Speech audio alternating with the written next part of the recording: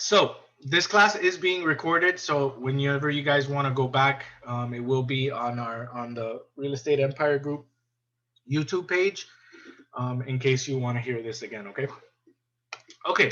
So if you guys have used the MLS, you know that when you do a search for a property for sale, it's the RE1, RE2. Okay, that is anything that is residential and that is for a sale. Okay, so for purposes of starting off this class, let's say that we spoke to a client and we sent a client some properties, right? Let me go to send email. And let me go 1 second. All right, let's go here. Okay, so we sent a client some properties, right? And these are the properties that are um, available. And your client says, hey, I want to go see this property, right? So we're going to click on it, and it's in a 55 and older community.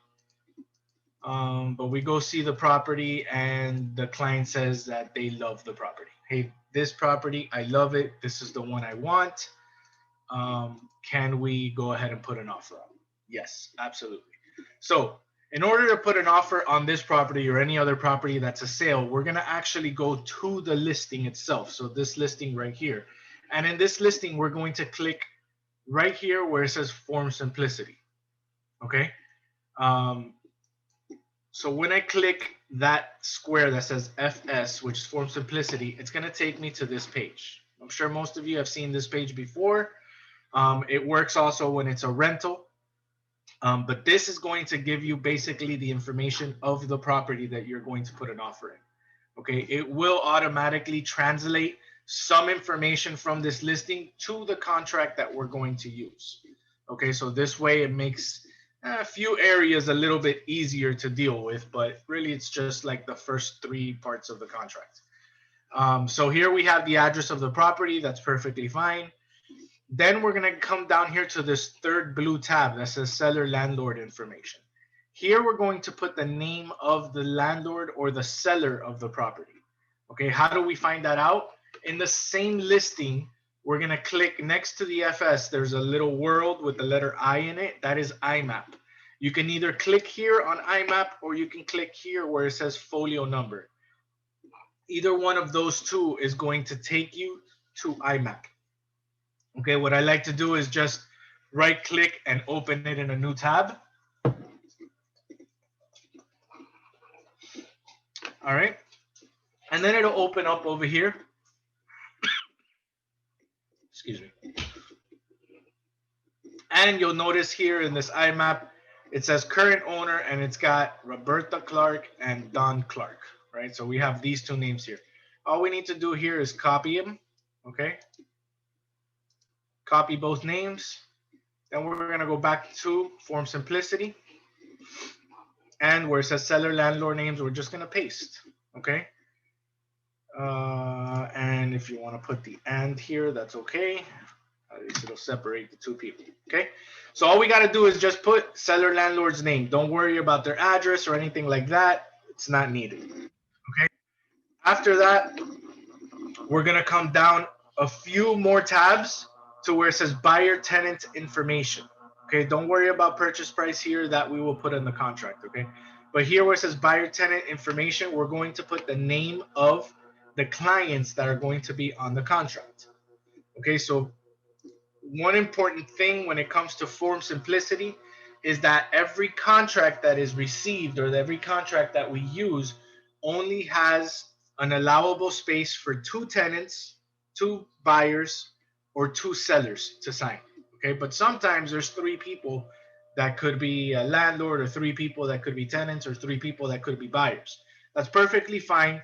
And on eSign, you can manually put in the 3rd person. So if there's ever 3 people, you can put 3 people, okay?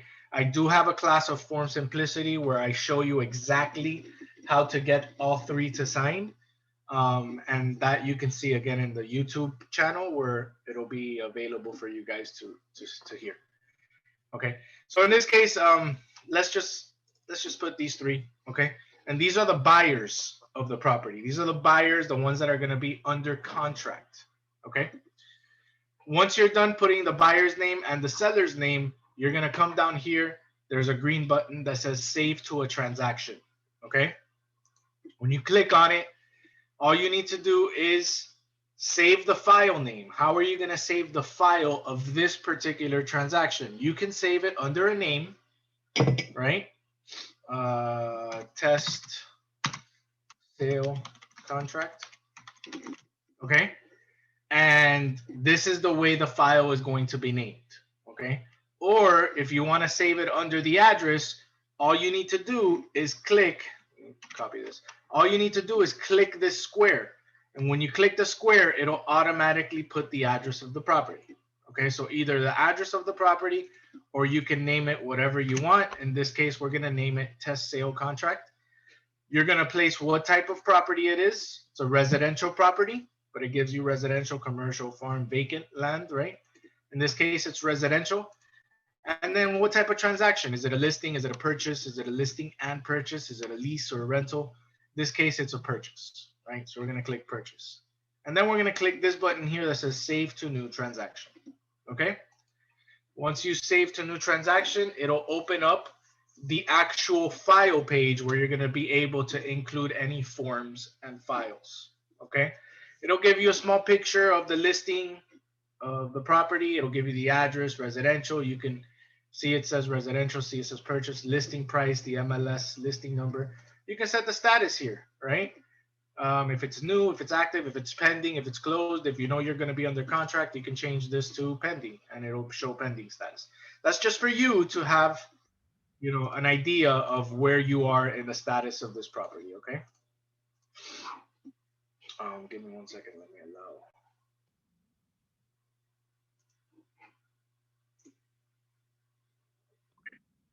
So far, any questions on how to get to this page from the actual listing?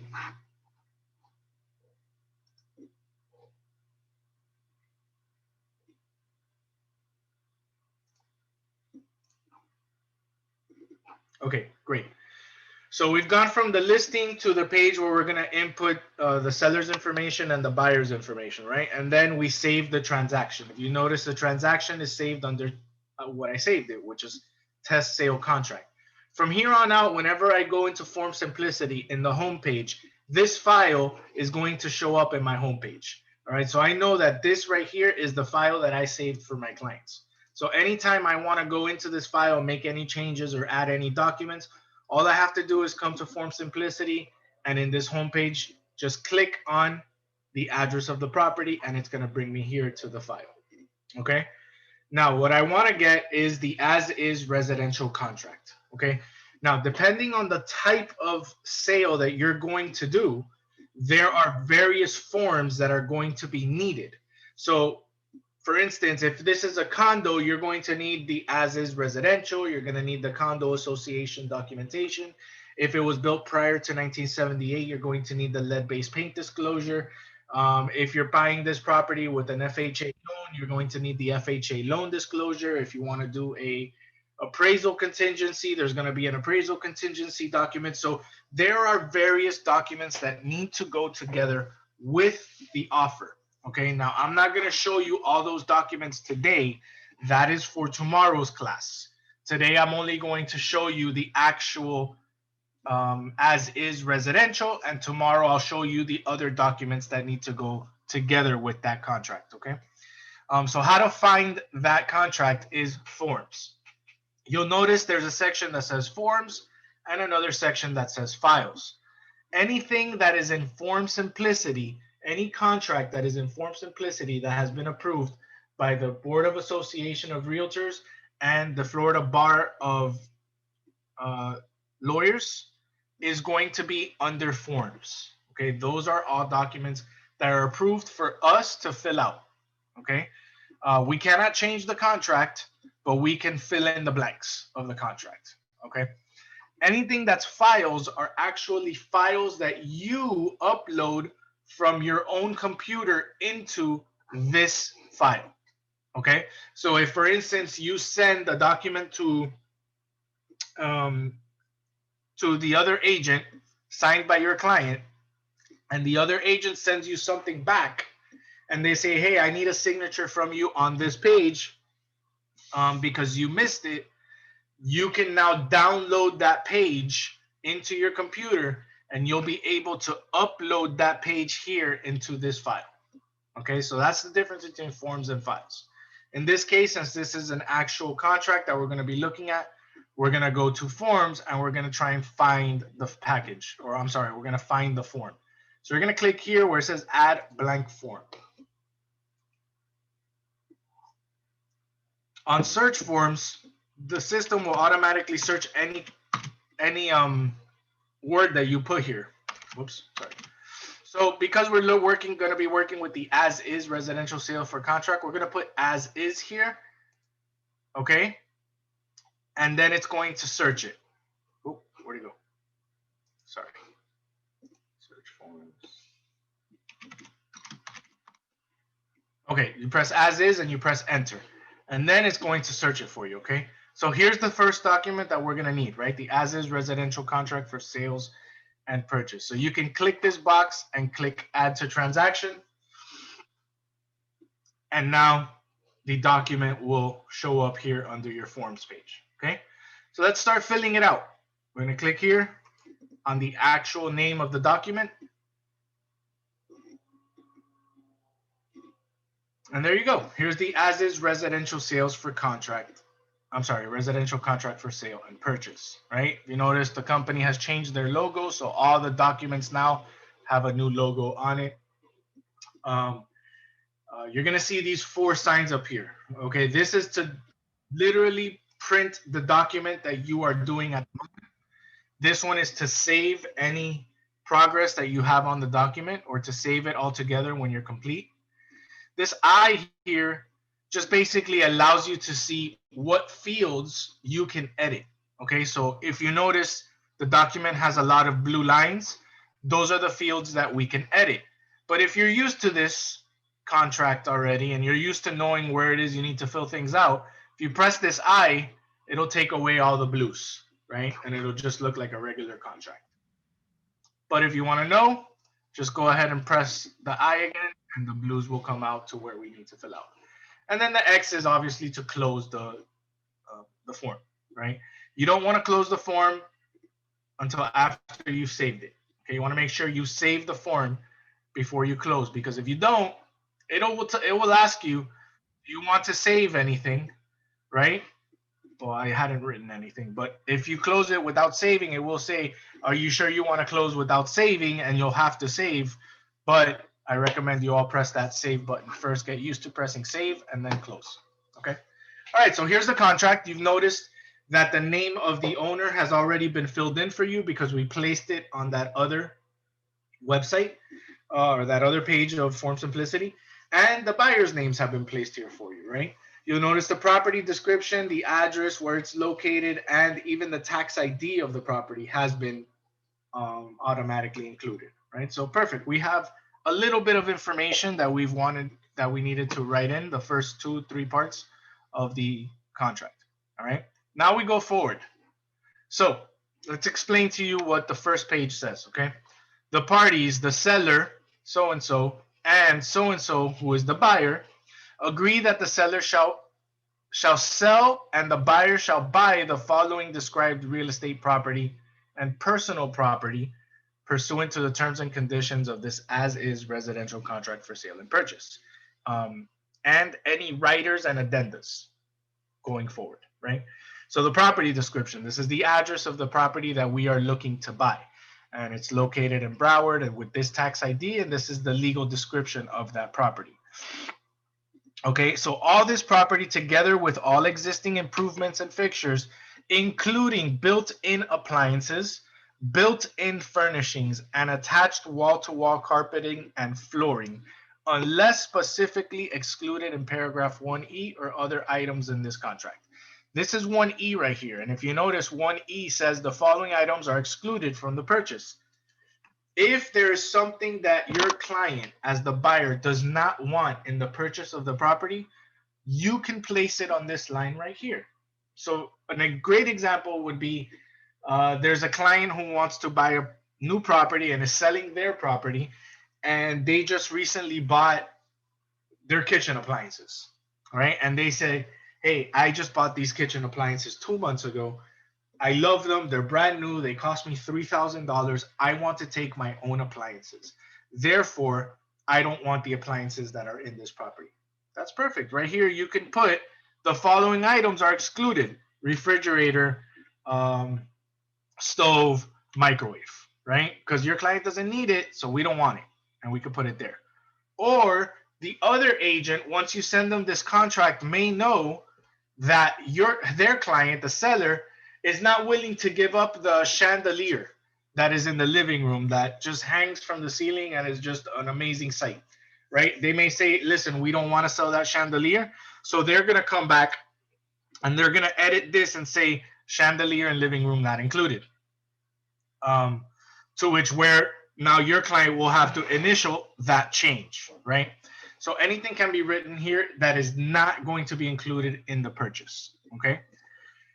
D talks about personal property, which is appliances and things like that, right? Personal property, unless excluded in paragraph 1A by other terms of this contract, the following items which are owned by the seller and existing on the property as of the date of this initial offer are included in the purchase. And it shows range ovens, refrigerator, dishwasher, disposal, ceiling fans, intercom, light fixtures, drapery, rod, window treatment, smoke detectors, right? You name it. Anything that could be inside of the property is already being named here. It also includes gate, other electronic devices to enter into the property, and storm shutters for the property, right? Now, it does not state two items here, okay? It does not state the microwave, okay? But a few people have told me that built-in appliances can be considered a microwave if they're hanging on the wall, okay? But if they're not hanging on the wall, it's not built in. It can be removed, right? So the words microwave are missing in this document, and the other words that are missing are washer and dryer, okay? If your client wants the washer and dryer that's in there, you need to place the words washer and dryer here, okay? Do not expect that the washer and dryer will be included in the sale, okay? As an example, my first ever purchase, I filled this contract out and I did not include washer and dryer, okay? I assumed, because it says here, right, that all built-in appliances, everything, I assumed everything was going to be included. The day before the closing of the property, we did a walkthrough, and the washer and dryer was not in the property. And my client said to me, hey, where's the washer and dryer? So I called the agent and I said, hey, Mr. Agent or Mrs. Agent, the washer and dryer is not here. What happened? And she said, well, you didn't place it on the contract. And because you didn't put it in the contract, my client took the washer and dryer. So guess who had to pay for the washer and dryer? Yes, I did. I literally didn't really give her money for it, but I did have to give her a credit on the closing documents to be able, for her to be able to purchase a washer and dryer of the same type, right? So I lost some money there on my commission. So just word of advice, guys, please make sure if you see a washer and dryer in the property, you ask your client, hey, do you want that washer and dryer? And if they say yes, make sure you put the words washer and dryer in there, okay? Microwave, I've gone without putting microwave and the microwave stays. It's not a big deal. Microwaves aren't as expensive as a washer and dryer would be, but if you want to be on the safe side, go ahead and put in the word microwave too, okay? Any questions on this portion right here of the contract?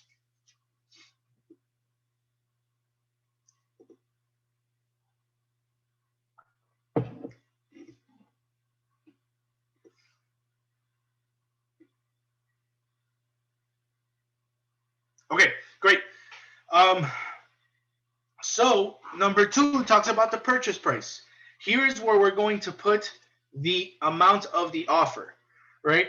In this case, this property that we're looking at is costing $101,900, right? So $102,000. And your client tells you, hey, I'm interested in purchasing this property, but I only want to offer $95,000, right? Okay, here's where you're going to put the $95,000, all right? And if you notice, this line right here is not in blue, it's clear. But when I get off of, after I put the 95,000, I'm sorry, when I get off, it'll automatically put 95,000 here because this is the final balance for the date of closing. Okay, now this balance isn't the actual balance, it's just an estimated balance because it's not taking into account closing costs of title, closing cost of loan, um, the 395 that we charge for the sales contract, and all those other good little fees, right? So this is just based on whatever the purchase price is, okay?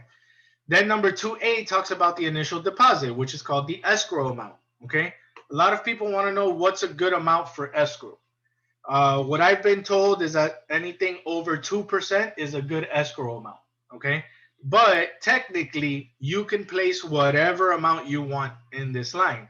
If your client says he only wants to put $1,000 down, you can put $1,000 down. That's fine. But let your client know that depending on the amount of escrow they are putting, the seriousness of the offer, the more serious the offer is. So if, by example, this seller receives two offers, both for $95,000, and one of them shows a $1,000 escrow deposit, and the other one shows a $10,000 escrow deposit, which one looks more serious? Right? They both could be serious, but based on visual and the amount of money that we're talking about, the $10,000 one looks more serious because they are putting up more of their money and risking more of their money to make sure that we close on this property. So that is a point of contention when it comes to making offers. You want to make sure that the offer, the escrow amount, is a serious escrow deposit offer. Okay. So in this case, 2%. You're looking at $2,000 because of this amount. It's okay. So anything over $2,000, let's say this gentleman or this lady says, okay, I want to put in $5,000. Okay, so $5,000 in escrow. Now this escrow can be changed to be a full $5,000, or you can split the escrow. Okay. It's going to say here the initial deposit made payable and delivered to escrow agent, which is our company, our real estate empire group has an escrow account. Okay, it can also be held in the seller's title company if they want to go hold it with the seller's company. Okay, I always recommend to put the money in our escrow account for two reasons. One, we could protect that money for our client a lot easier than if the money is in another place where we have no control over it. All right, and the second reason is because when the escrow money is in our account already, after closing, we should get paid a lot quicker because the money's already been cleared in our account. Okay, those are two reasons. Really, the most important one is that first reason. We want to make sure that we are protecting our clients' funds. Right now, that doesn't mean that if the other agent says, "Hey, we want the escrow money to be held in our title company or in our escrow account," you can absolutely fight that and say, hey, listen, we have an escrow account, we're okay, and the money's already there and we're happy with it there and we can't move it out now.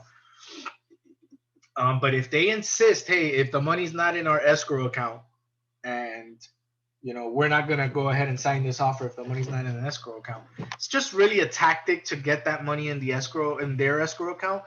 I don't want to lose a deal because of putting money in a separate account, right? Because that money is, no matter what, protected from that money being taken away.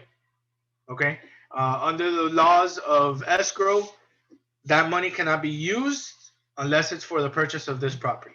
Period. End of story. So whether it's in our escrow account or in somebody else's escrow account, the monies cannot be moved until we close on this. Okay. Yes. Does it become more of a difficult challenge to get that money if there's ever a problem? It might, but it's still nonetheless a possibility to get that money back. Okay. So don't worry so much about that now. We're going to assume positivity and that this is going to close. So if they want it in their escrow account, hey, no problem. Let's put it in your escrow account, right? So initial deposit, $5,000. it's going to either accompany the offer, which means we already have it in escrow and we're going to prove to you that it's in escrow, or is going to be made within 3 days, okay? Or 5 days. You can put however many days here, right? If you leave it blank, then it's 3 days automatically, right? But 3 days is enough time to deposit the funds once this offer has been accepted, okay? Then you got to put the escrow agent information.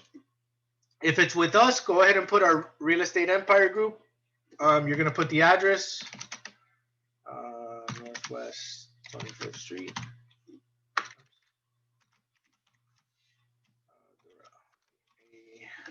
100.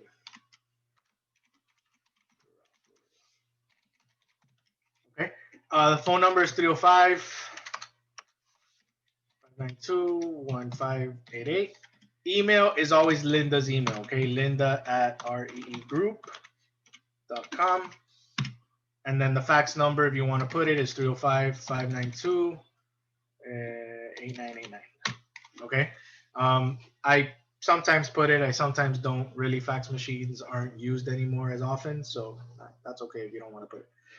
Additional deposits to be delivered to escrow agent within X amount of days. Now, remember I had mentioned we can split this deposit, right? We could either give it all in total, or we could say, hey, I'm going to give you $3,000 within 3 days, and then another $2,000 within, if you leave it blank 10 days, 10 days is sufficient time, or within 15 days. Whatever it is you want to put here, that's fine. It just basically means you're going to split that escrow deposit. Okay. We're going to give you $3,000 up front if you accept within 3 days. Then after 10 days, we're going to give you the other $2,000. Why do you want to do that? Well, you don't want to put all your clients' money at risk up front, right? So you're just going to tell your client, hey, Mr. Client, let's put half of the escrow in right now just to show them that we're serious, right? And then let's go ahead, if they accept, let's go ahead and do our checks, right? Let's go do our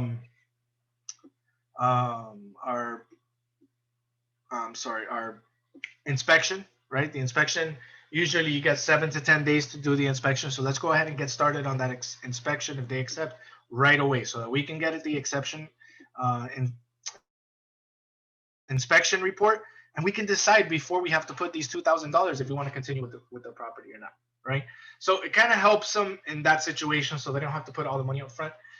Because let's say come inspection time, there's a problem, and you say, you know what, I don't want to purchase this property anymore, and you've already put the $5,000, right? And then they want to try and force to take that money away because you did something incorrectly, whatever the answer is from them. At least you're not fighting over $5,000. You're only fighting over $3,000. Now, obviously, that's still a lot of money to your client, but you're not risking everything right off the bat. Okay, once that inspection is done and everything's good to go and your client wants to continue moving forward, okay, hey, Mr. Client, we still have to give $2,000 for the escrow deposit, So that's what that's there for. This next one, C, is financing. All right, financing is if there's a loan that's going to be involved with the purchase of this property. Okay, if there is a loan on this line, you're going to put the percentage rate of what the loan is going to cover. So if it is a conventional loan of 10% and the actual loan is going to cover 90% of the property, then here you're going to put 90%, right? And then this will drop down to the difference, okay? In this case, since it's a condo, they don't accept FHA, but if it was an FHA loan, then it would be 96.5%, right? And then it's going to show you the balance. Obviously, this $5,000 is more than 3.5%. That's why it's showing negative. But if you're doing this correctly, it will never show negative, right? So let's say it's a 95% loan, you put 95, and that's still, the 5,000 is still more than 5%. So depending on whatever the loan is going to cover, that's the percentage rate you're going to put there, and you have to put the percentage rate, okay? You can't just put 95 because then it just takes off $95. So you have to do the percentage rate. Let's say it's a 90-10, right, or 10% down. There you go. That is the difference. Collected the day of closing. Okay. And then number 3 talks about the time and the acceptance of the offer. I usually stress that 2 days is more than enough time to get an offer accepted. If you're sending this electronically, it doesn't matter if the client lives in Brazil or if the client lives in, China, wherever it is. There's email, and email usually gets these things to them within a day, right? So 2 days is sufficient enough time to get an answer back from the owner. So usually I will put 2 days. If today's the 29th and today's the day I'm going to send it, hey, I want an answer by the 31st. It doesn't matter to me that the 31st is a Saturday. We work 7 days a week, right? If a client calls us on Sunday morning and says, hey, I'm interested in your property, I want to go see it, can you show it to me? If you're available to show it, you're going to go show it that day, right? Same thing with these offers, okay? If you can send it in, that's fine. Now, there may be an issue where the client doesn't have access to email, okay, for any reason, right? Hey, listen, my client is in the Army and they don't have access to email until Monday. Is it okay if we get you this answer by Monday? But that's fine as long as they're letting you know, okay? Now, if they do not give you an answer within those 2 days, you'll notice here it says the offer shall be deemed withdrawn, and if there is a deposit, it shall be returned to the buyer. Unless otherwise stated, time for acceptance of any counteroffer shall be 2 days once counteroffer is delivered. What does that mean? That means that if within these 2 days the seller gets back to us and says, hey, you know what? We like your offer. We would like to go with you, but my client's not willing to go lower than 97,000. Okay, and that's the counter offer, 97,000. And you speak to your client, and your client says, "Hey, I'm okay with 97,000." We need to answer them within 2 days as well. Okay, so if we have a 2-day timeline to answer them, they have a 2-day timeline to answer as well. Okay, and then number 4 talks about closing. Okay, says unless modified other provisions of this contract, the closing of this transaction shall occur, and all closing documents will be required to be furnished by each party pursuant to this contract on, and I usually put or before 45 days. Now that's something you want to talk to your loan officer about, and let them know, hey, can we close in 30 days? Can we close in 45 days? Do we need 60 days? What is best here for closing? And they're going to tell you, hey, I think that we can get it done in 45 days. Perfect. You're going to put honor before 45 days. I don't like to specify a specific date, because when you specify a specific date, then you're locked into that date. Meaning, if you say you're going to close on November 30th and we're ready to close November 15th, the contract says November 30th, we can't close until November 30th, right?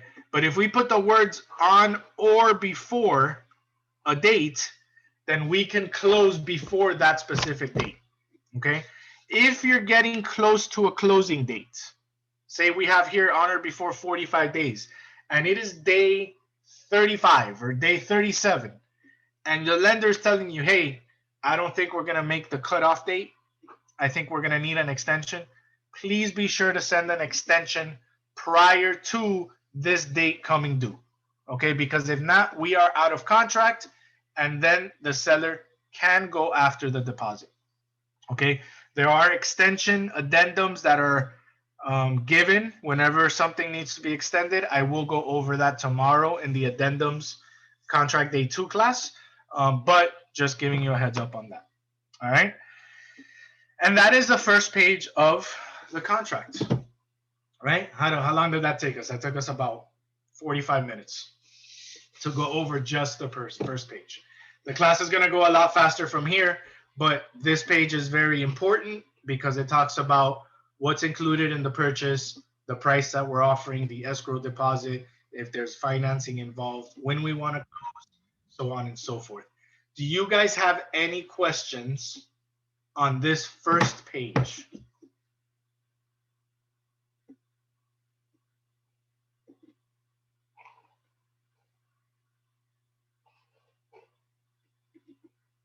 Okay, great. So now we move on to the second page. And this page, It's going to talk about an extension of closing date. Now, this is basically saying if paragraph 8B is checked, 8B, it talks about financing, okay? Meaning that the property will be contingent upon approval of a loan.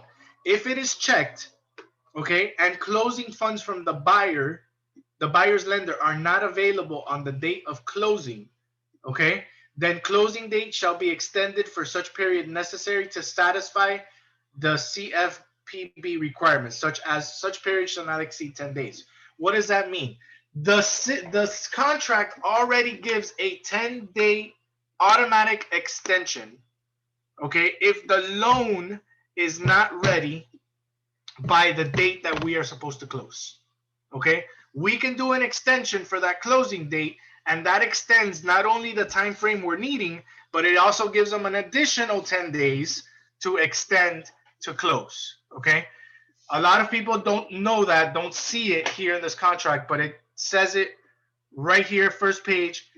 If there is a problem with the lender, okay, and we're supposed to close on the 30th, and they cannot transfer the funds until, say, the 2nd or the 3rd or the 5th, we have to automatically give them 10 days to be able to do so. Okay, so that protects the loan for 10 days in order to be able to close. Okay, if in the event of force majeure causes an essential services for closing to be unavailable, then we need to also extend it 10 days or whatever time frame we like in order for us to be able to close. Now, force majeure are things that are out of our control. We cannot control force majeure. If there's a hurricane and the insurance company doesn't want to give insurance because the hurricane is within that box, then we need to wait, right? There's nothing we can do. We can't control it, right? So we have to wait. If a hurricane comes and hits the house and knocks off, 2 or 3 windows, and the seller says, hey, I'm going to fix these windows, we need to wait until the windows get fixed, right? That's what force majeure says. Obviously, if a tornado comes and completely takes the house away, at that point, contract is dead. There's no property, right?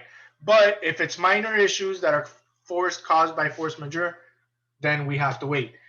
Some people will use this force majeure with COVID, right? There was COVID, everything was closed, there was nothing we can do. That can be considered force majeure, right? But nowadays things are starting to open up a little bit more, so it's a little harder to use that as an example because a lot of things are being done electronically now. But that is what number 5 says on the contract. Number 6 talks about the occupancy and the possession.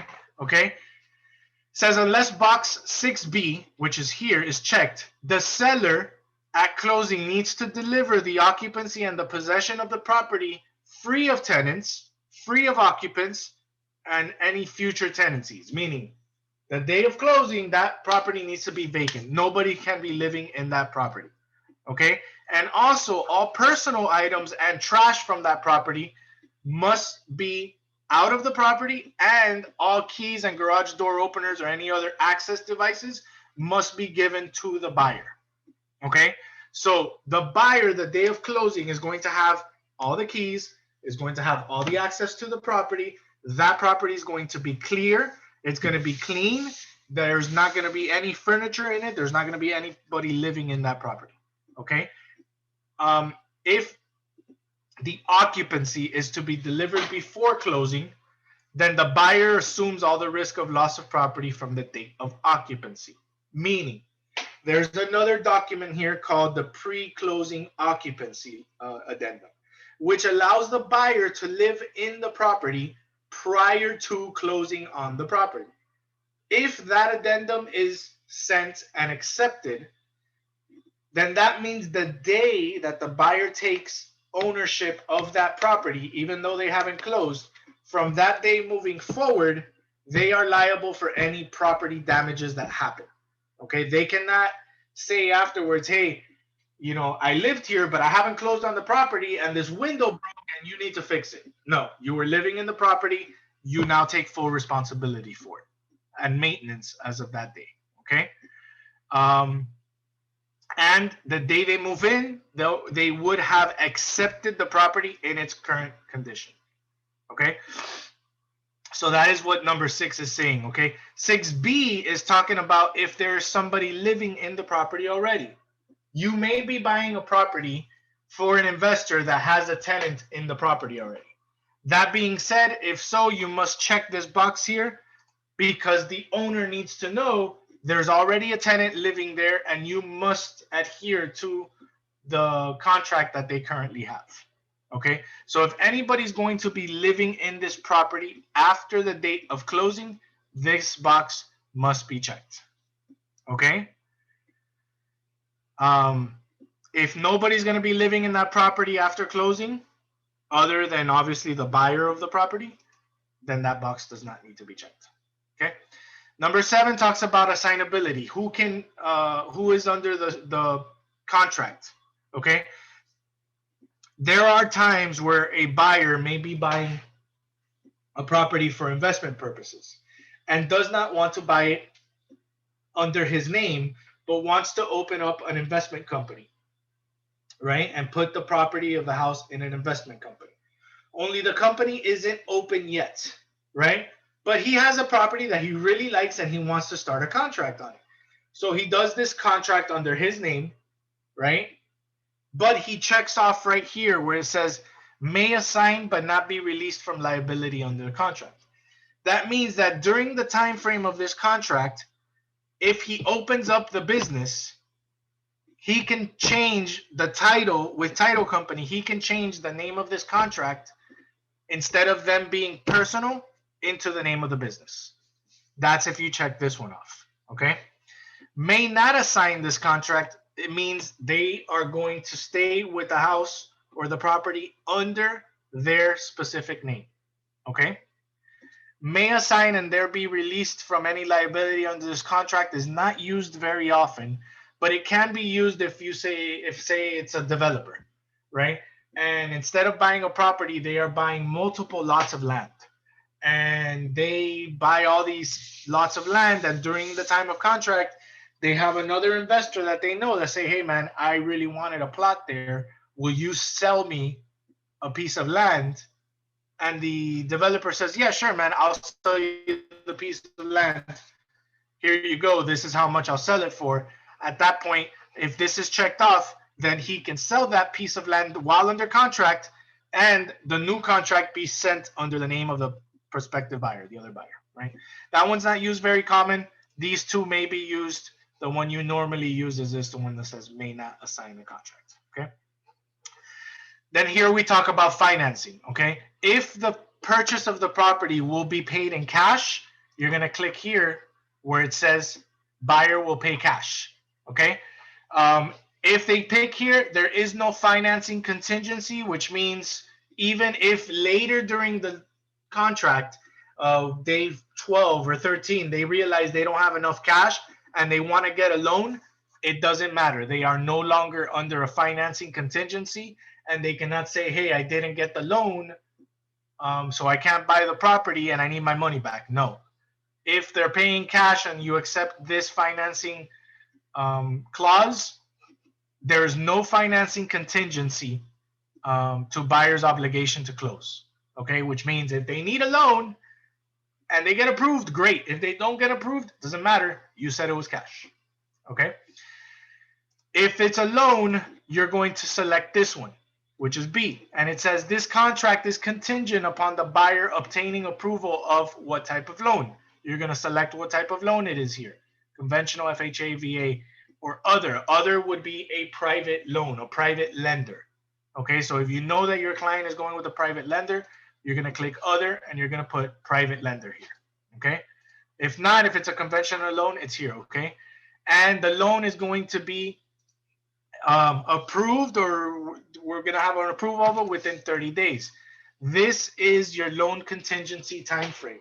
Okay, that means that within 30 days, we need to have a loan commitment letter from the lender. Now, recently, the past year or so, I've sold a few houses where the lender doesn't give loan commitments. I don't know why they're doing that now. I don't know if this is a new change in regulations, but I've seen a lot of lenders that do not give loan commitment letters. Um, PRMG, still our lender, does give loan commitment letters, but I have dealt with other loan companies that do not give loan commitment letters. So in that case, what do? Um, we have to get some sort of loan approval from the lender to show the buyer or the seller, hey, we are approved for a loan. The pre-approval doesn't count. It would have to be a conditional loan approval. Okay, so everybody that takes a loan out eventually gets a conditional loan approval letter, which means we're ready to go. You still need to hand us X documents and X documents and X documents in order for us to get it clear to close. Okay, that letter is sufficient information to give to the seller to show them, hey, we're good to go. We're just pending these documents, which we should have by the time of closing. Okay, so that's just a tip that I've come across recently, and I wanted to share that with you. Okay, don't worry about the percentage rate. If you don't know it, that's fine. You can place fixed here if you want, or fixed or adjustable. Either one of those, meaning, you know, if it's an adjustable mortgage or a fixed mortgage, we're still going to go through with it. Okay, and the term, you don't know the term, don't worry. But if you do, it's usually 30 years. You can put that there. Okay. Then it says buyer shall make mortgage loan application for the financing within 5 days.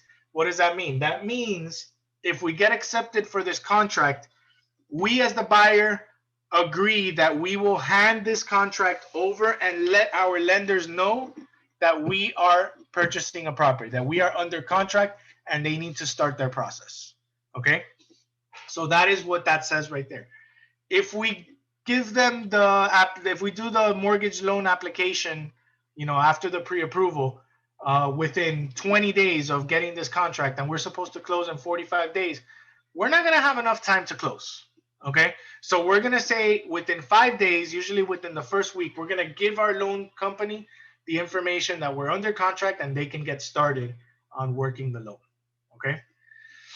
Buyer's failure to use diligent effort to obtain loan approval during loan approval period shall be considered default under the terms of this contract. What does that mean? If the bank is asking them, hey, I need this document, I need this document, I need this document, and the buyer is not giving them the document, they are not using diligent effort to be able to get the loan approval. Okay?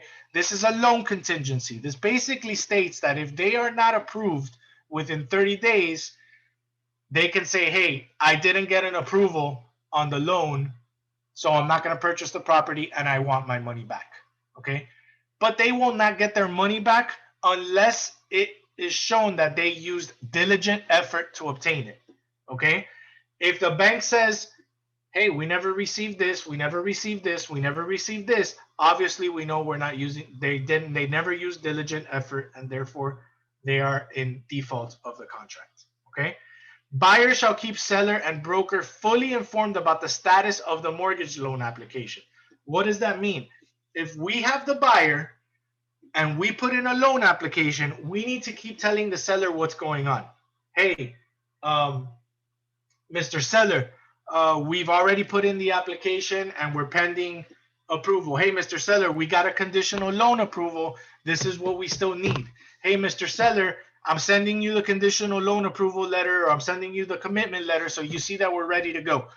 They cannot keep quiet. All right. And at the end of the contract, or at the end of the day when we're supposed to close, say, oh, you know what? There's a problem with the loan. No, they need to keep us informed, or we as the buyer's agent need to keep the seller informed of what's going on with the loan. Okay. If we do not do that, you are in default of the contract. Okay.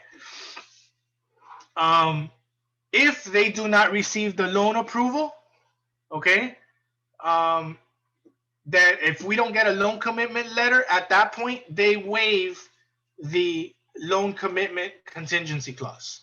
Okay, so if they're not telling us, hey, we're going to get a loan contingency, or if they don't send it to us within 30 days, hey, you didn't send us the loan contingency letter at this point, if we do not close, you are liable for the, or we will take, the seller will take the deposit.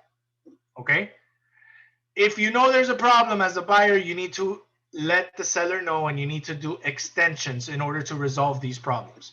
If you just let it go, you are liable now to close, and if you don't close in time, you lose your deposit. Okay. If the buyer fails to timely deliver either notice provided to seller about expiration of loan approval period, then the loan approval shall be deemed waived. That's what I was telling you. If they don't send us a loan commitment, or if you don't send a loan commitment, then you are basically saying, hey, we waive the loan commitment, in which event the contract will continue as if the loan approval had been obtained. However, the seller may elect to terminate the contract by delivering written notice to the buyer within 3 days of expiration of loan approval period. Meaning, you didn't send me the loan approval, so guess what? I no longer want to go through this contract because I don't want the headache at the end of the day that there's a problem, right? So at that point, now seller and buyer, either seller or buyer, can cancel the contract. Okay. If the loan approval has been obtained, or we know it's been obtained, and it was provided to us by the buyer, and the buyer still fails to close the contract, then the deposit goes to the seller, and will be used as, damages, right? Unless the seller decides that they want to work with the buyer and, give them back their money. Okay. So, but if the loan approval has not been made, okay, and the buyer's lender and the money is insufficient to meet the terms of the loan approval, but the buyer has done everything to try and get the loan, the buyer shall be refunded the deposit, and thereby releasing buyer and seller from further obligations under this contract. So this is the loan contingency. Okay, it's very specific. It does say that we need these documents. If you don't give us these documents, then you waive the opportunity to cancel under the loan not being approved. Okay, but if you do everything that you're supposed to do and you still don't get approved, you can get your money back. Okay. Any questions on that loan contingency?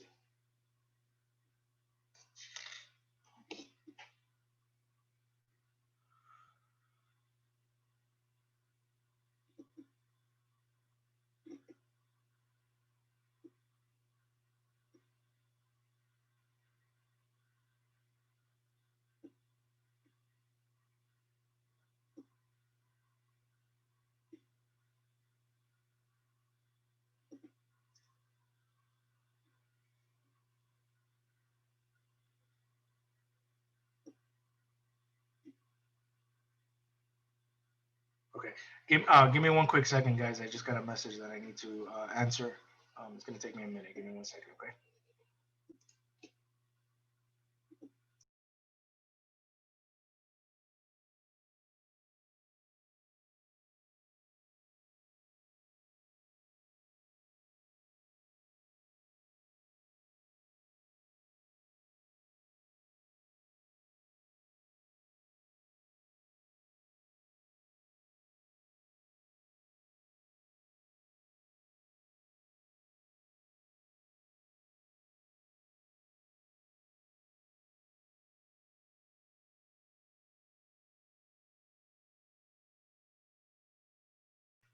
Okay.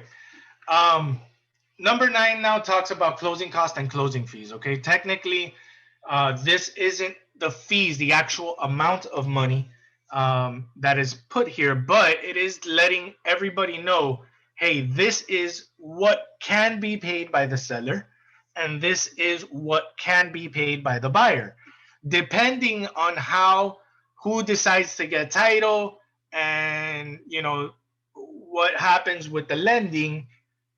These fees can change. Okay, so it's not specifically that this is exactly what they are going to pay, but it's letting them know these are charges that it's possible you will need to pay by closing, as closing fees for the seller or as closing fees for the buyer. What those amounts will be placed on a HUD before closing for them to see, And you can ask title company to write you an estimate of closing costs prior to closing, so that they're aware of how much what they need to pay for closing costs. But title fees and lender fees are separate. If you guys want to give a good example to your client of how much they may pay in closing fees, it's usually a good number is about 4% of the total cost of the house. So if the house costs 300,000, let them know their closing fees are going to be roughly about $12,000. That does not include down payment. That's just closing fees. Okay, so it would be 4% on closing fees and whatever their down payment is. Okay, that's a good number.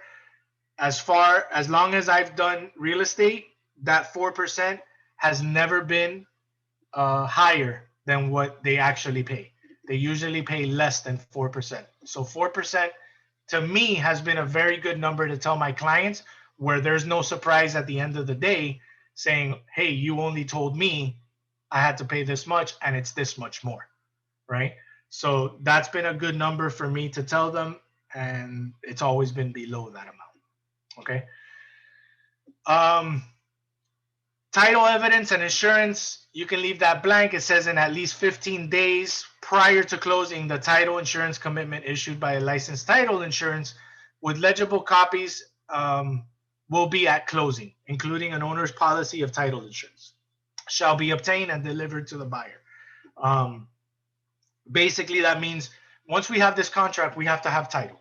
All right, we have to contact title companies to get started.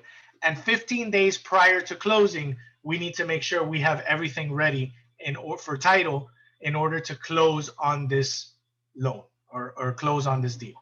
Okay, that's what that's saying. So who's going to select the closing agent or the title company? Here it gives us the option that the seller shall designate the closing agent or the title company. And if so, they have to pay for owner's policy and charges. And the buyer will pay the premium for buyer's lender's policy and charges. So the buyer will pay lender fees and the seller will pay title fees. Okay. Or buyer shall designate closing agent and pay for title charges and for any lender's policy. The other option, and the option which is most widely used, is this Miami-Dade Broward regional position. This is the one I recommend everybody use.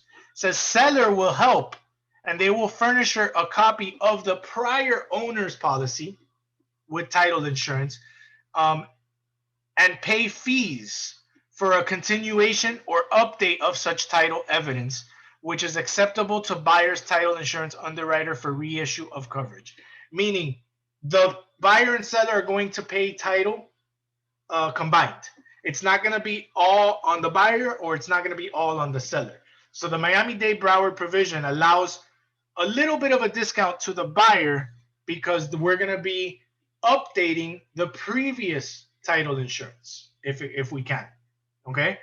And the buyer will still have to pay for post-closing continuation and premium of the policy, if applicable, and lender's policy. Okay, so the buyer is still going to have to pay, but they're not going to pay as much because the seller is also going to help. So this is the one that I recommend we all use. Okay, a survey must be done. That's what D is saying, that if there's a loan, there's a survey that needs to be done by the title company in order to ensure that the property that is being encumbered by the title or by the client, by the buyer, so that they know what is theirs. Okay. Home warranty. If you want to ask for a home warranty from the seller, you can. Okay. This basically states that if your client is asking for a home warranty to make sure that the appliances they have don't break, they have the opportunity to ask them for one.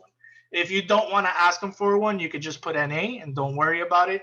I do recommend, if it is a investor and you want to try and help your investor, ask for it.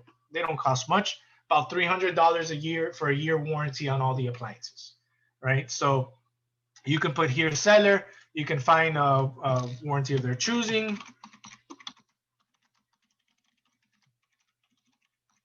And at least, not to exceed $300, right? You can do that, right? If not, you can just put NA and not worry about it. Okay, special assessments. At closing, there may be special assessments that are on this property. Okay, we don't know right off the bat. Sometimes it's something that's omitted from the listing, right? But if there is special assessments, we're always going to check off. Sorry, B, seller shall pay the assessments in full prior to or at time of closing. Why? If there are no special assessments, then that's not going to be a problem. But if there are special assessments, we don't want to burden our client with these special assessments. They never lived in the property. They're just purchasing the property right now. So it shouldn't be fair to them that they pay an additional $10,000 over liens that have, or not liens, I'm sorry, assessments that have been placed on the property prior to them living there. Right now, can you come to an agreement? Absolutely.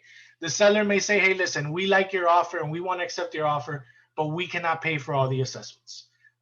We will pay for the assessments up to the end of the year, and then you need to pay for the rest of the assessments going forward. You know, and that becomes a point of negotiation. Okay, but I always start off with seller needs to pay everything upfront. Okay, and then we can work on a negotiation after that. Number 10 talks about disclosures. Now, these are all disclosures that are on the contract itself. Radon gas, it's a naturally occurring gas that happens in the ground.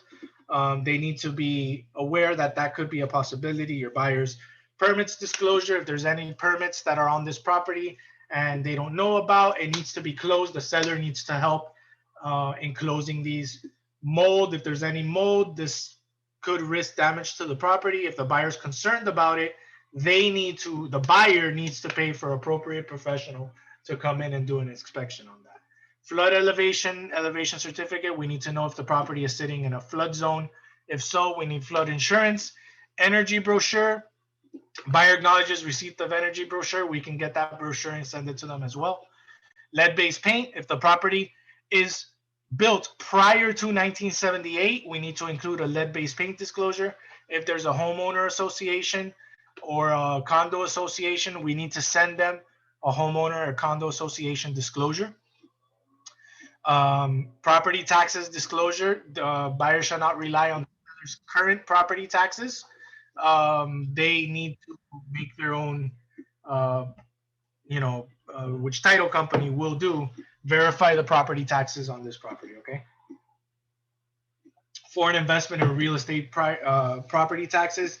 If a seller is a foreigner, they do not pay property taxes, which means that the date of purchase, the buyer will have to pay a portion of property taxes for buying this property that hasn't had any sales tax on it, okay? Seller's disclosure, we need to make sure that the seller has advised the buyer of the problems that are currently existing in that property. That is the seller's disclosure. Usually it is done prior to receiving any sort of offer, and it is placed on the listing so that we can read that, or the buyer's agent can read that and tell the buyer. If not, the seller does need to provide the buyer with a seller's disclosure, okay? And that disclosure sometimes gives a lot of information about the property, and other times it gives no information about the property. Regardless, we still need to show that seller's disclosure, and we have our own inspection to do, right? That's what number 12 talks about. Okay, first off, number 11, property maintenance. It says that as long as we are under contract, the owner needs to maintain that property. Okay, they cannot say, oh, well, we're under contract, I'm no longer going to cut the grass, I'm no longer going to pay the association, I'm no longer going to do anything, right? No, they have to continue to maintain that property as if they were living there, including if there's a pool or any other maintenance that needs to be taken care of, okay? Number 12 talks about property inspection and right to cancel. This is another point of contention for your offers, okay? The inspection are whole home inspections. They are not specific inspections, meaning if you want to inspect that your walls are not Chinese drywall, the regular inspection will not show you that. You have to physically get a drywall inspector to come and do that separately. Okay, the whole home inspection is just an inspector that will go into the property and verify that everything is under code in order to sell this property, and advise if there's anything that needs to be fixed in order for insurance to be able to cover the property. Okay, so they're just gonna do visual inspections. They're gonna come in, they're gonna visualize that the plumbing is okay. All the plumbing looks good. This is copper plumbing. I'm gonna notate this is copper plumbing. The air conditioning was working while I was there. That means the air conditioning is okay. But they are not going to physically take apart the air conditioning unit to make sure that the air conditioning unit is working properly. Okay, they are not going to go into the walls to see if there's termites inside the walls. They're going to go into the roof to verify that the roof has the correct amount of hurricane enforcement for code, right? But if it doesn't have sufficient, what's it called? If they're going to tell you how old the roof is, but they're not going to tell you if the wood in that roof is, termite infested. Those are all things that you need to get professional inspectors to get. Okay, so please advise your clients that these are just visual inspections. Okay, there may be termites in the house, but if visually the inspector doesn't see any termites, he's not going to notate that there's termites. Okay, so here we have a property inspection and right to cancel of however many days. We can put how many days it will have. If we leave it blank, then 15 days. Normal is 7 to 10 days. I usually put 10 days. Okay. If they ask me to change that to 7 days, I'm okay with that because I can get an inspector to go inspect the property within 2 days and have an inspection report within 4 days, which still gives me 7 days to decide on whether my client wants to decide to keep this property or to ask for an addendum, to ask for some sort of credit to fix something. I still have time. Okay, but 7 to 10 days, pretty good realistic time. Within these 10 days too, your client has the right to cancel, which means your client, if they are buying a property with their fiance, let's say, okay, I'm going through major extremes here, and they put in this contract and they're happy, and within 5 days of getting the contract accepted, one of them decides they no longer want to get married to each other. They're done. They had a big fight and they no longer want to be married, and now they want to cancel the property. They absolutely have the right to cancel because they're within this 10 days. Once these 10 days are gone, they can no longer cancel this contract unless it's due to purposes of the loan. Okay? So this gives your client the right to cancel at any point in time for any reason within this time frame. After this time frame, they can only cancel if the seller has done something under the contract that was wrong and defaulted, or if the loan does not approve them and they've done all diligent effort in order to get the approval. So if the loan doesn't approve them because the guy says, hey, I no longer want to buy this property, I'm not going to send you any documents to get this approval, guess what? They're under default and we can take the deposit, right? Or they're under default and the seller can take the deposit because they didn't use diligent effort. So once these 10 days are gone, if they didn't cancel, they have to make sure they continue using diligent effort with the loan. And if the loan still denies them, then they can get their money back. But if their loan denies them because they are not offering the documentation they need, at that point, the seller is able to take their deposit. Okay, so these 10 days are very important to your client. Once those 10 days are gone, the only thing that can take them out at that point is the loan. Okay. Walkthrough inspections and re-inspections. On the day prior to closing or on closing date, prior to the time of closing, as specified by the buyer or buyer's representative may perform a walkthrough and follow-up walkthrough if necessary. Inspection of the property solely to confirm that all items of personal property are in the property and to verify that the seller has maintained the property as required by the maintenance requirement and has met all other contractual obligations. So the buyer has every right the day before closing to say, hey, I want to go to the property and I want to do a walkthrough and I want to make sure that everything is okay, the way it was, the way it should be. Okay. And at that point, they can come in. We have to give them access, or the seller has to give them access to be able to see the property. If the seller does not want to give them access, at that point, they can say, okay, well, then we're out of contract because you are not allowing us access. Okay, seller's assistance and cooperation in closing building permits or any inspections are needed. Okay, so at any point in time, if the buyer wants to go and do an inspection, the seller needs to cooperate. All right, that's what that's saying right there. If they decide not to do a walkthrough the day before closing, hey, that's on them. You didn't want to do a walkthrough. Nobody stopped you from doing it. You know, that's on you, right? Usually it's a very good idea as a buyer's agent to do a walkthrough prior to closing to make sure everything is the way it should be, okay? Escrow agent. The escrow agent is whoever's holding the deposit funds, right? And it's now we're starting to go into the closing, right? So the escrow agent understands that the money that is there is only for the purposes of the closing of this property with these clients. Okay, they cannot commingle these funds. They can only use it once they have been instructed by the title company on how to transfer the funds for the closing, meaning wire transfer or what be it, right? But they cannot use this money for anything else other than the purposes of the loan. I'm sorry, the purchase of this property for these clients. Okay.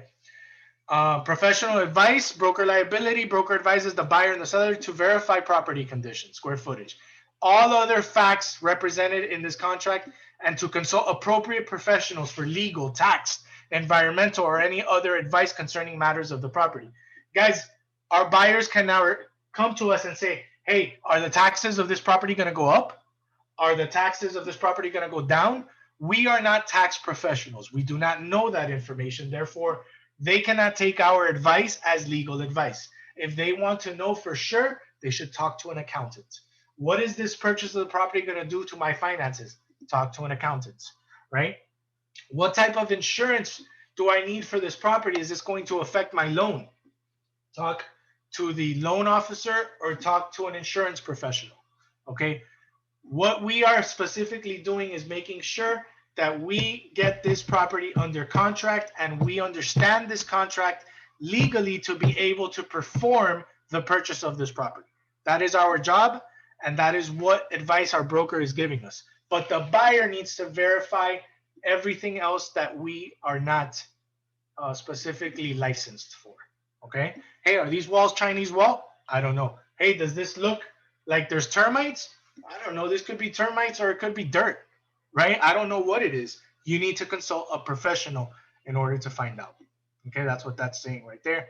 And it also states that they hold us harmless if something happens with the property and they can't come after us and say, hey, you said this was a good property and the roof collapsed. You know, like that is not our fault. At the point that we were purchasing the property was in good conditions. If you didn't hire a professional to come check out the roof, we are not liable for it. Okay, that's what it's saying. Default, buyer default. If buyer fails, neglects, or refuses to perform buyer obligations under this contract, including the payment of the deposit within the time specified, the seller may elect to recover and retain deposit for the account of seller as agreed upon as liquidated damages. I've let you guys know about that. That, you know, if the buyer does not fails to follow the contract, the seller has the ability to retain the deposit. Okay. Which is why in the beginning, when I told you, you know, the seriousness of your offer, if you're putting in $1,000, you know, the seller doesn't really want to lose $1,000, but I'm sure they prefer losing 1,000 than 5,000 or 10,000, right? So that's where the deposit becomes more serious. Seller default, same thing. If for any reason the seller fails to make marketable title or diligent effort, or the seller neglects to perform the obligations of this contract, up to and including helping in closing permits or making sure that we allow them to see the property, maintain the property, then at that point the buyer can cancel the contract and get their money back. Okay. Dispute resolution. If there's any dispute or claims on the deposit, okay, then the buyer and the seller have 10 days from the date the conflict started to resolve the issue. Okay? If within 10 days it is not disputed, then they have to go to mediation. Okay? Not us. We will not pay for lawyer fees or nothing. Buyer and seller need to go to mediation and figure out who the deposit's going to go to. The mediator will make a decision, and the mediator will decide on who gets the deposit. At that point, if they do not agree, then they need to go to arbitration, which is actual court. And at arbitration, the arbiter or the judge will decide who it needs to go to, and then at that point, that is the end of everything. Okay? They need to, at that point, agree to whatever the arbiter says. Okay? Hopefully it doesn't get to that, but if it ever does get to that is the way it should be. And as a real estate attorney, we are held unliable for any problems that arise of that deposit. The escrow deposit holder is simply holding the money. They are not transferring that money at that point until there is a court order to do so. Okay. Attorney's fees and costs, the parties split equally, any mediation fee, or they pay for their own, however it is. Okay. The standards for any real estate transaction: there must be title evidence on any real estate transaction. Okay, for residential purposes, there must be a title examination. A survey may be included depending on the way the property will be purchased. Cash purchases usually don't need a survey. Loan purposes will need a survey. Ingresses and egresses will be said on the survey what part of the property is for the buyer, what part of the property does not attest to the buyer. That's all going to be shown on the title. Lease information: if there is anybody leasing the property at that time, the seller must furnish all the lease information to the new buyer. Okay, and the buyer must have that information prior to closing. Okay. Liens: if there's any liens on the property, the seller needs to furnish affidavit attesting that they will take care of the liens, or that the closing of the property is going to take care of the liens, but they need to fix those liens. Okay, the liens cannot be left unattended during the process. Time is of the essence in this contract. Okay, a lot of people don't, when we talk about days, they think it's work days. No, it's not work days. It's calendar days. So if you have 30 days to give me a loan letter, weekends are included.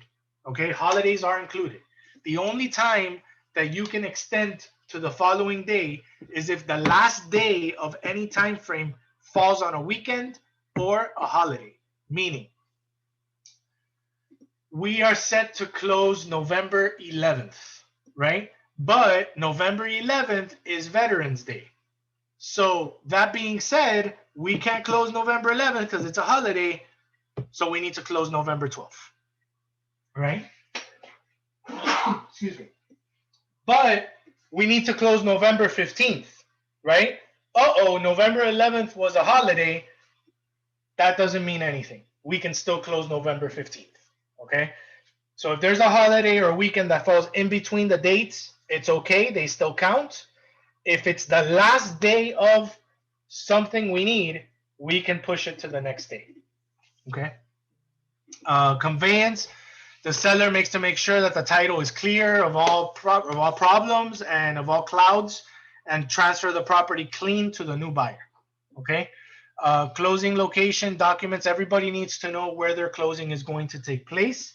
Everybody needs to know, all the documents need to be there for the date of closing. All the money needs to be there prior to signing the papers of closing. All the credits that are going to be given must be shown prior to the date of closing. Everybody needs to know on the day of closing, this is what's going on, okay? It cannot be a surprise. There cannot be any surprises, and there cannot be a delay on the money being transferred or anything. Everything, if we say this date is going to be the closing, everything needs to be ready for this date, okay? Access to property to conduct appraisals, inspections, and walkthrough. We've spoken about that. It just verifies it here again. The seller must give access to the buyer, okay? Risk of loss: if after effective date but before closing property is damaged, the seller needs to fix that property, right? If it's more than 1% of the purchase price of restoration, then the seller needs to either give a credit or fix the problem, or the buyer has a decision to say we're going to extend it to wait for you to fix it, or we want out of the contract because it's too much damage. Okay. 1031 exchange, it's basically when you're using the money from the sale of the proceeds of the house to purchase another property. So if the seller does that, it's basically stating the seller isn't going to see the money from the sale of the house. That sale of the house is going to directly go straight to another property. But the buyer at that point can't say, well, this money not only bought your property, but it bought that property too. So that property is mine too. That's not the way it works. That's what a 1031, that's what this is saying here. That there's no expenses or charges for the other property that's being bought except to the seller. Okay. Contract not recordable, like the property has to be recorded in public records. The contract shall be binding to make sure that all the parties understand that their heirs and successors are now owners of this property, and it must be recorded in the state of Florida and courts. Okay. Any integration or modification of the contracts needs to be agreed upon by buyer and seller. Writers or addendas need to be handwritten or typed. Okay. Nothing can be verbal. Okay. Seller can't say, hey, listen, let's just close. I know I have a problem with the air conditioning, and I told you that I was going to fix it. I just haven't had a time yet, so let's close, and I promise you that after we close, I'm gonna fix that for you. Okay, sounds great. Let's do it. Let's close. No, oral transactions cannot be accepted. Okay, if that's the case, please send that to me in an email, or please write that to me in an addendum, because I need to have that in written format. Okay, we cannot go by word of mouth. For the tax withholding, I explained if a seller is not a U.S. citizen and does not live here, they do not have to pay taxes on property. So the buyer will have to pay a percentage of the property taxes the date of closing in order to obtain that property. Okay, so their closing may be a little bit higher. It's usually about a 10 or 12% tax or something like that. So standards for real estate transactions. Okay, this is just basically stating that, you know, all of this that's in the contract are the standards in order for us to work with a real estate property. We need title, we need insurance, we need, you know, an offer, we need addendums, and that's all included here. Okay. Buyer waiver of claims. This basically says that the buyer waives any claims against the seller and against any real estate licensee involved in the negotiation of this contract for any damages or defects pertaining to the physical condition of the property that may exist at closing of this contract and be subsequently discovered by the buyer or anyone claiming against the buyer. What does that mean? This happened to me before, and it was a really bad situation, but at the end of the day, the buyer couldn't do anything. Okay, what this means is we're buying a property, we did the inspection, the loan went through, everything's ready, we signed, we closed. A week after we closed, they move in, and the air conditioning broke. And the buyer calls me and say, hey, we just moved in, the air conditioning broke. I need this to be fixed. No, you are the owner of that property. It falls on you now. Oh, but you know, this didn't happen when we bought this property. I can't fix this now that I bought. You are now the owner of the property. It is on you. The seller is not going to fix that. They are no longer the owner of the property. You know, they can fight it as much as they want, but after they close, they are now the legal owner of the property, and nobody will fix anything, and they cannot hold anybody liable for anything that happened after the closing. Okay, that's what that says. 19 talks about addendums. If you remember from the beginning of this class, I told you there are other documents that need to go in addition to this sales contract with the offer. Here are all the addendums that can go with the offer together. As I explained, I will go over these tomorrow in my contract day 2 class, which will give you an explanation of what each document is and why they need to go in with the offer. Okay. Number 20 talks about additional terms. In these additional terms, you're going to put here whatever your client wants. Okay. That's not in the contract. If the client says that he wants a year of fumigation included in the purchase, you're going to put here buyer request from seller 1 year fumigation contract for the property prior to close. Okay, whatever it is, it may sound ridiculous, but if your client wants it, put it in here. Okay, if it's not in the contract, it will not be honored. Okay, now what does need to be put here prior to you guys putting anything your client wants.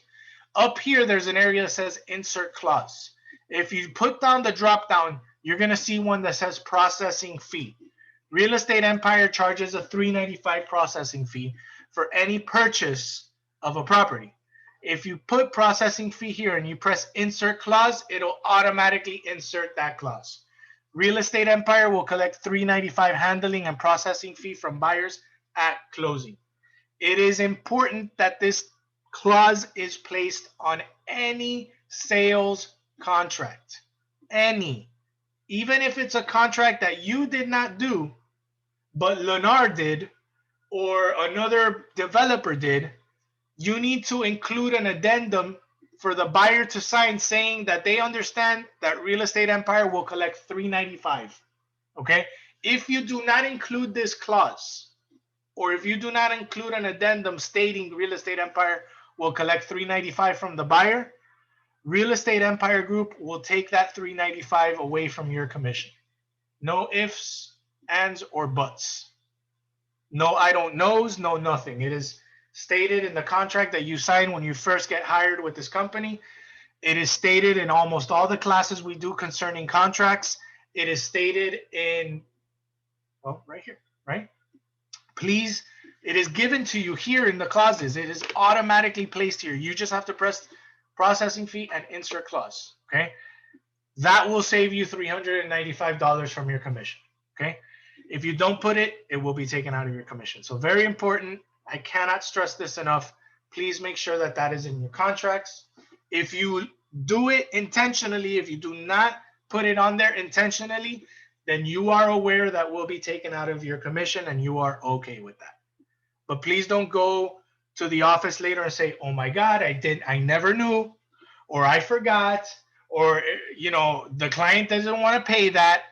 No, you have to put that in there, okay? Additionally to that, you will put the one that says open and expired permits.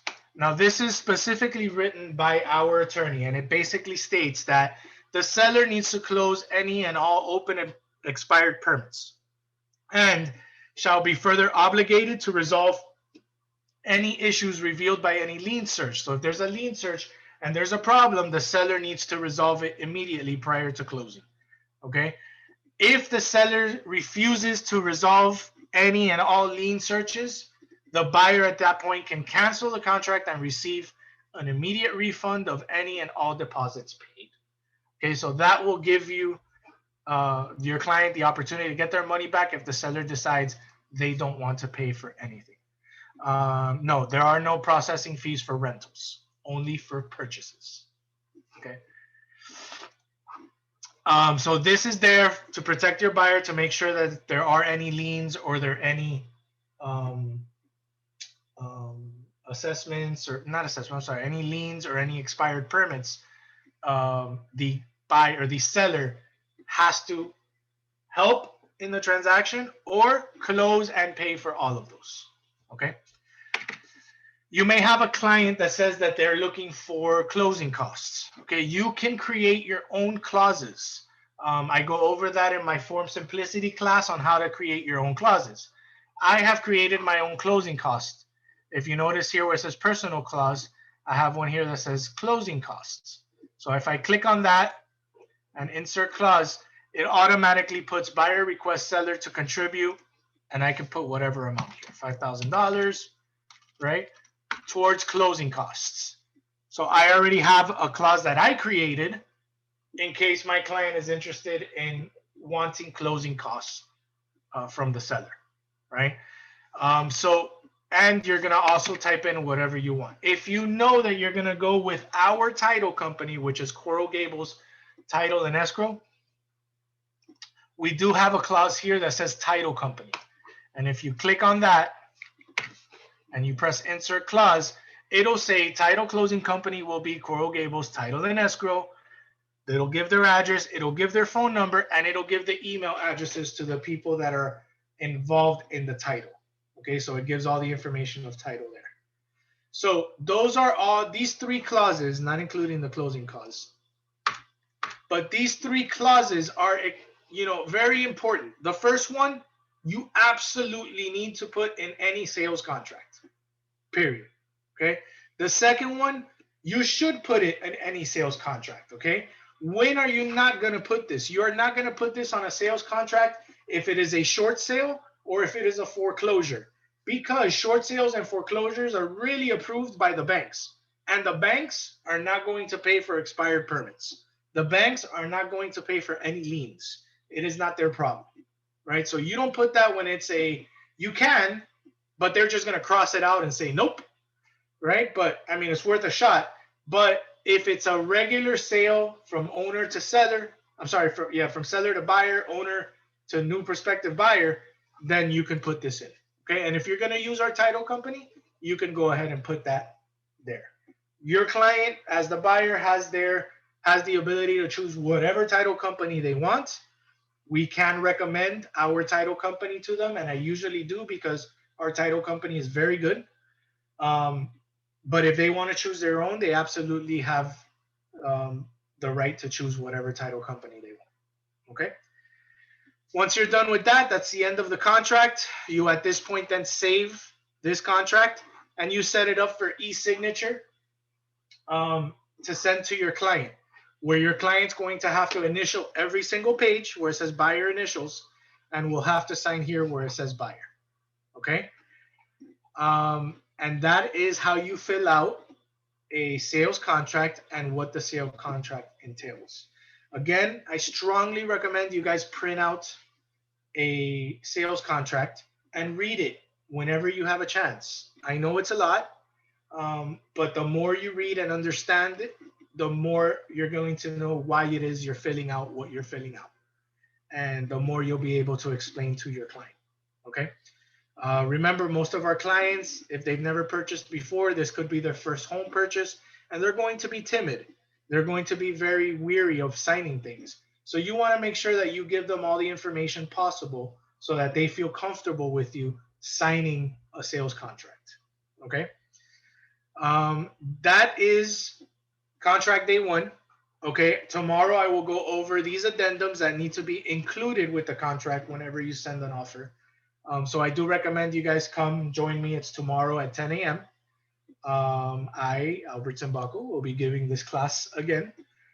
So if you guys have any questions right now for the sales contract, I will stay online for about another 10-15 minutes to answer any questions that you have.